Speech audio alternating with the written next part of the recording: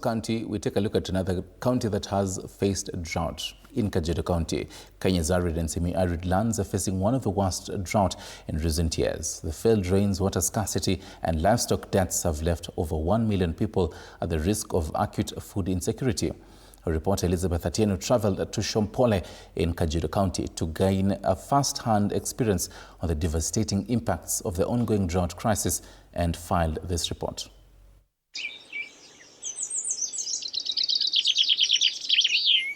As the radiant rays of the sun cast a golden glow across the blue skies of Kajiado County, the fluorescent pink color of the flamboyance of flamingos reflects in the jewel blue Lake Magadi,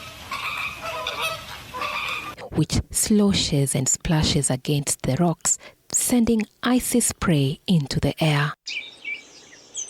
It is indeed a sight to behold. But beneath this beautiful scenery lies an imminent crisis. To residents here, the adverse impacts of climate change cuts deep into their homesteads. As we embark on a journey from Lake Magadi to Shompole, the cool air is immediately replaced by a thick cloud of dust. As we cruise through the rough terrain,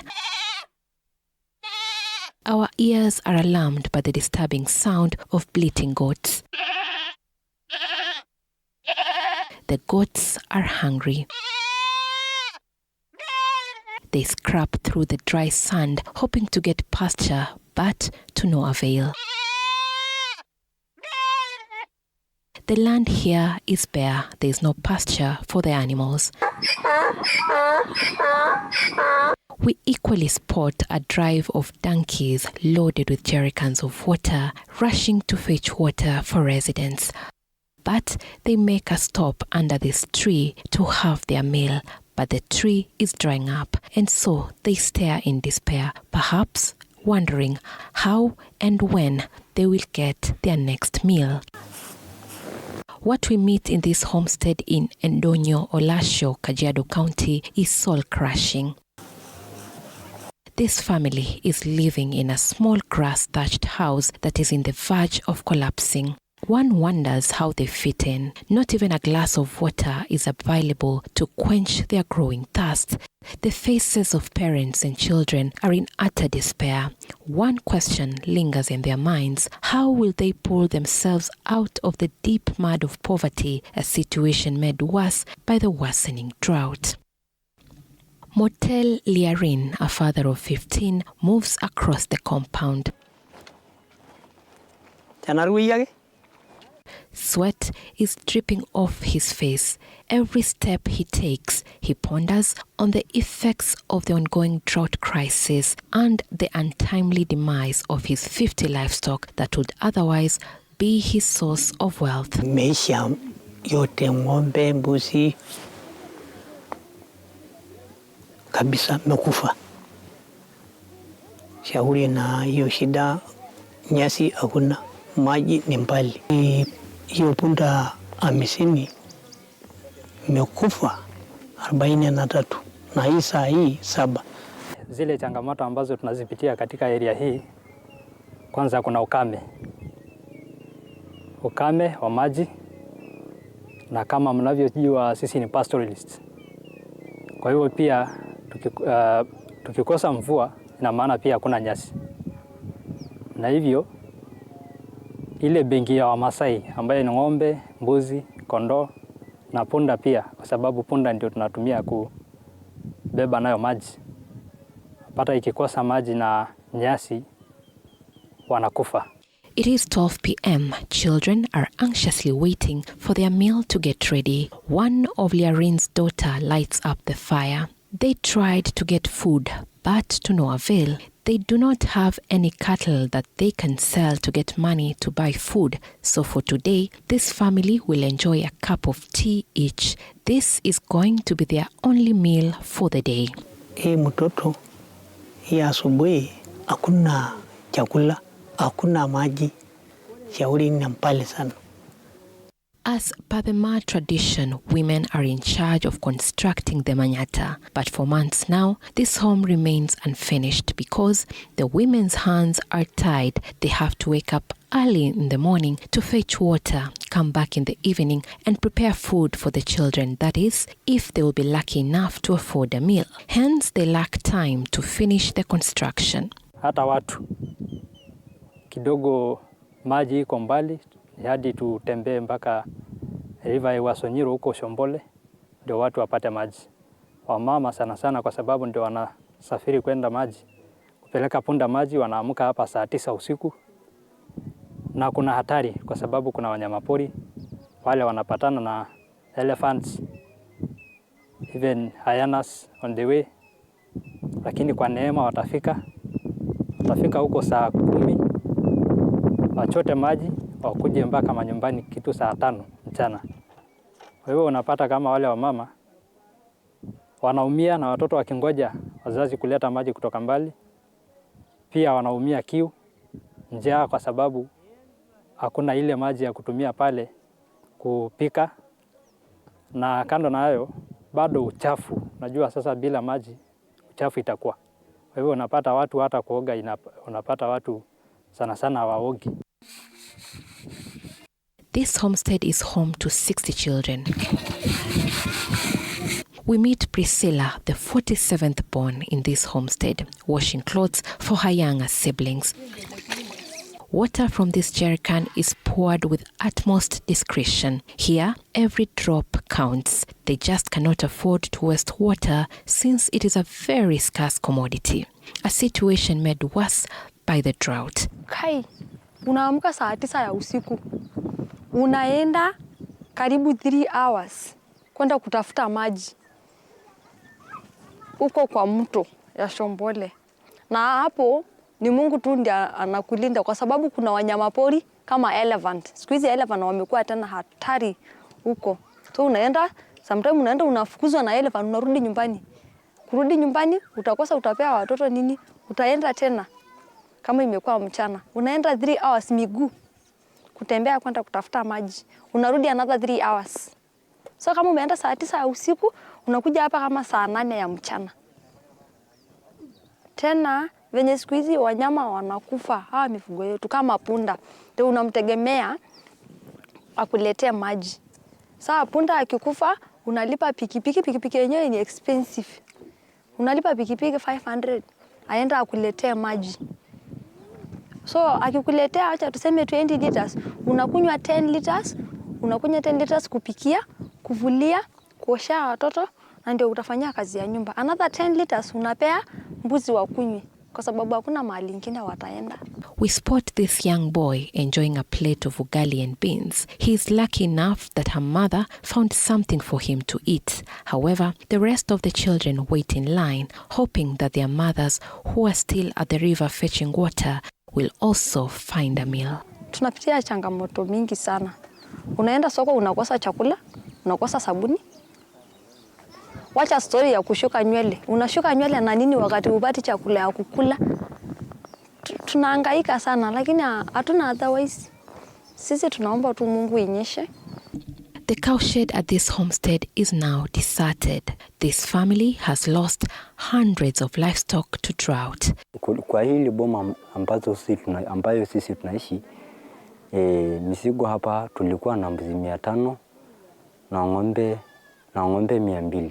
Na kulingana na hali ya sahi, mbuzi wamekuwa mifugo msemi hali ya mbuzi wamekuwa 100% peke yake na ng'ombe wamebakia kitu kama 10 hivi. Mifugo yetu wanakufa na ndio sisi huwa tunategemea kwa maisha yetu hapa hivi. Ndio tunauza tupate chakula ya kukula, mavazi na karo ya shule. Sasa venye kiangazi imeanza juzi, unaona venye saa hii hizi vitu ndio tunayekaga ng'ombe wetu. Saa hii hawako walikufa. Mabaki mmoja na hawauziki.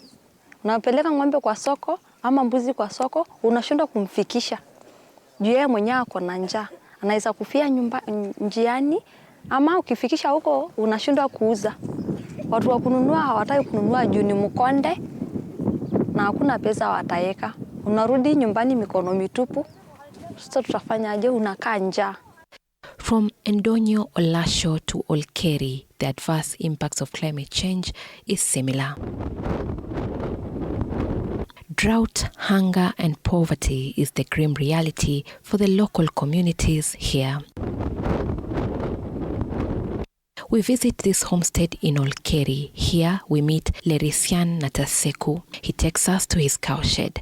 What we find is heartbreaking.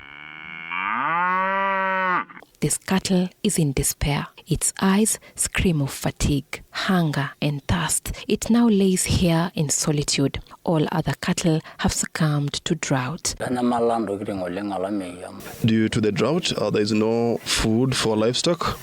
Hence, we have been forced to sell some of our livestock to buy animal feeds. Sometimes we are forced to stay hungry so that our animals can eat, since they are the source of our livelihoods. I, for instance, have been forced to sell most of my livestock just so I can take care of my 10 children. Every day before the crack of dawn, their feet hit the ground and they trek for kilometers as they seek to find this vital commodity, water. I've been living here for more than 20 years before life was bearable. We never experienced this level of drought. The adverse effect of climate change has really affected us as residents of Olkeri. Water is very scarce and we are losing our livestock. We are forced to walk for 10 kilometers to access water. That is too far. We wake up at 3 a.m. to go fetch water, a journey that takes approximately 6 hours. Then we come back home at around 3 p.m. We really need help so that we can easily access water. Previously, I would use donkeys to fetch water, but they have all succumbed. Sometimes I am forced to request for a donkey from a neighbor, but in return, I need to fetch water for them. We really need help. For residents here in Kajiado, previously they would use their donkeys to fetch water on their behalf, but unfortunately the donkeys have since succumbed not only because of drought, but also this plant called the madenge that has since dominated the plains of Kajiado. Madenge tree, scientifically known as Prosopis juliflora, was introduced from South America with an aim to halt desertification, provide tree cover, and prevent soil erosion in dry lands. But now, 3/4 of the country is at risk of this invasive tree that became widespread through East Africa in the 1970s. Kuna mti fulani ambaye inaitwa madenge. Hiyo mti ni mti hatari sana na imeenea karibu kila mahali Shombole hii. Hii mti ina madhara kadhaa, na naweza sema ni madhara ndio mengi kuliko faida. Madhara ya hii mti ni mti ambaye hata ukiona kwa umbali unaona kama kule hakuna ukame kwa sababu ni green ama inanawiri wakati wa kiangazi. Lakini wakati kuna maji ama hata ukiona wakati ile mto wa Shombole imefurika, unaona ile maji ile mti inakufa kwa sababu inachukia maji. Na ile mti inaenea, inasambaa kupitia wanyama wakikula, tuseme kama hao ndovu ambao wanatoka huku Shombole, wakikula wakikuja kutoa kinyesi zao kwa njia pale, ikinyesha inamea. Na ni mti ambao ukikata unaweza dhani kama imeisha, lakini ukiacha tu kwa muda kidogo inamea. According to the Kenya Forestry Research Institute, madenge, which is a legume plant, is estimated to have encroached over 20 counties including Kajiado and a land area of 2 million hectares, and it is spreading at a rate of up to 15% every year. Ile mti inahifadhi wanyamapori kwa sababu inamea kwa wingi mpaka inakuwa hakuna nafasi ya kupita, kwa hivyo wanyama wanatumia kama nyumba zao. Kwa hivyo hata wakati hawa wanyama wetu kama mbuzi ama ng'ombe ama punda wakipita na pale, wanashikwa na wanyama pori kama fisi. Inakuwa nyumba ya mafisi kule. Residents here in Shompole, Kajiado County, have lost their donkeys from the madenge toxicity after ingesting the plant. The madenge plants has really affected our donkeys, which we rely on to carry water. Grass cannot grow where the madenge plant is growing, hence the ground is bare.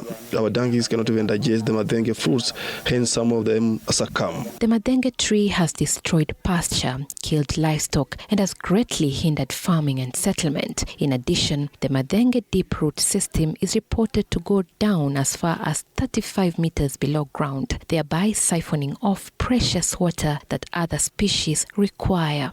Ikidunga mtu inaweza huyo mtu anaweza pata ugonjwa ingine ambaye haina tiba. Miba yake ni kali. The madenge plant's chokehold has wrought havoc on biodiversity. Once seeded, it forms a dense canopy that stops other plants from growing by blocking out light. Hence, where madenge grows, nothing grows underneath, as clearly depicted by the bare land in the vast county of Kajiado. Madenge inatuharibu sana.